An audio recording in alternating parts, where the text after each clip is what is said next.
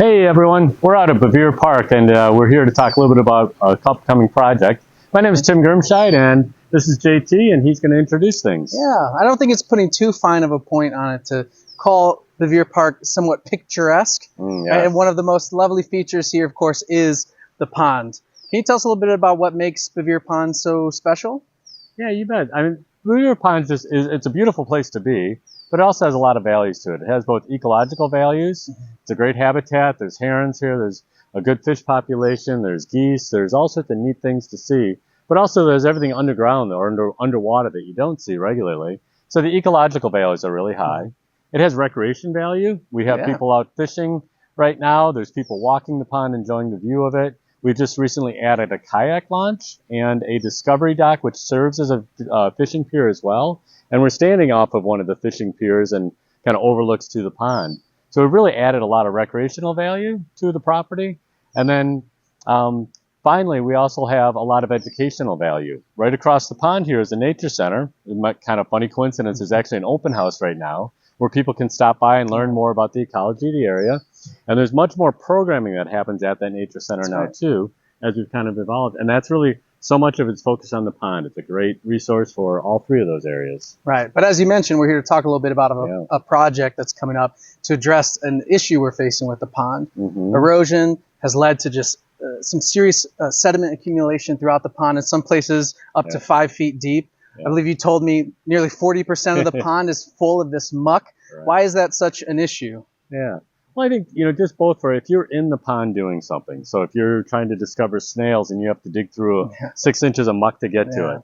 Or if you're kayaking and you happen to have to get out of the pond to bring your kayak up to shore and you're walking in a foot of muck, it's not a pleasant experience. So it damages that. Right. Also, ecologically, that sucks up a ton of oxygen in the water because of the type of decomposition it is.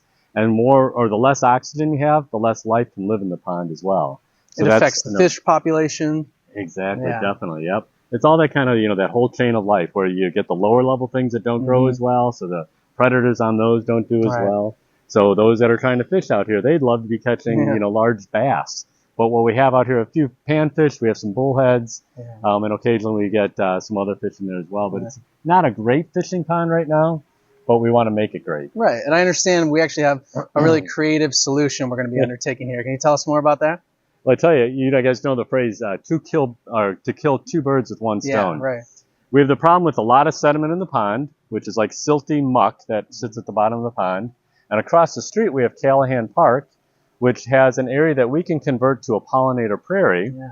But right now, it's an older landfill that's been capped. It's safe to use now. We've been approved to do it.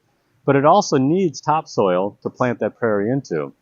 So this muck would make great topsoil for over there. But how do we get it from here to there, right? Buckets. So you're probably asking that? Yeah, lots of buckets, and we'll just be carrying them along the path here. So we need lots of volunteers. No, we're just kidding, of course. We've got a better plan than that. Exactly, yeah. There's a unique form of dredging. And we say dredge, it sounds like it's rough, but it's not. This is called diver dredging, where essentially divers will be going into the water with a large hose with a special suction head at the end, a big pump set up on shore that's relatively quiet. You can walk by it and still hear yourself talk.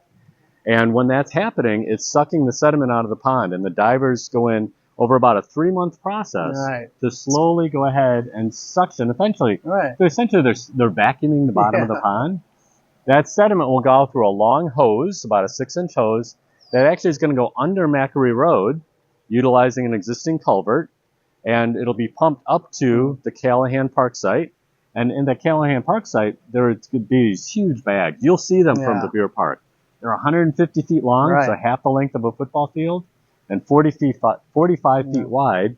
And full, they'll stand about 10 feet tall. And we're going to fill 8 to 10 of those. Exactly, yep. So it's going to be a large area covered there. Yep. And what happens in the bags? Oh, perfect. Yeah, that's a good question. Those bags actually are designed to seep out, so the water is allowed to seep out, but all the sediment stays in the bag. That takes like 6 to 9 months for that to drain down, dry up enough where you can open up the bags, harvest all that soil out with excavators, pull the rest of the bag out, and then respread that topsoil, and voila, we have soil in place for a pollinator prairie planting. Yeah. So that won't happen until next year, that part of the project, meaning that the earthwork after that, these sediment bags drain down. And then it takes about a year to prepare the site to Right. actually plant the prairie. And the prairie itself is going to add a huge value to the park and to the whole area, right? This is one of the hot spots in Lake County for birding right now, which is really neat to hear. And adding more prairie across the street will do nothing but improve that. Yeah. Excellent. And excellent, you know, obviously a prairie is a wonderful place. You know, do you realize that only 1%, 1/100th of 1% of Illinois' original prairie exists today? Right. That's all that remains. Exactly. So if we can bring a little bit that back as a recreated prairie, we're going in the right direction. Huge ecological value of a prairie with all the life that's in that. Yeah, well, I'm excited to see this come together. Is anything else you want to add? I understand we have some more educational opportunities for those who want to learn, go a little deeper with the divers. Yeah. You probably got to this spot by going to our website, so you're finding our video, or maybe it went viral, maybe, and we're stars. Oh, yeah. That could be. What's up, YouTube? So however you found it, you can go to that same place. There'll be more project information there. But also we're going to do some education sessions, probably 3 of those throughout the project, one at the beginning part of the project, one in the middle, one at the end. And you can just stay tuned to the website or social media. We'll put all the information there. Exactly, and it'll be out there for you guys to kind of dig deeper. And we'll try to do some updates as we go along, and we'd love for you to stop by anytime we're doing the work so you can see all the good things that are happening. Yeah, I hope you join us when we see you there. All right, great. Thank you all. Take care.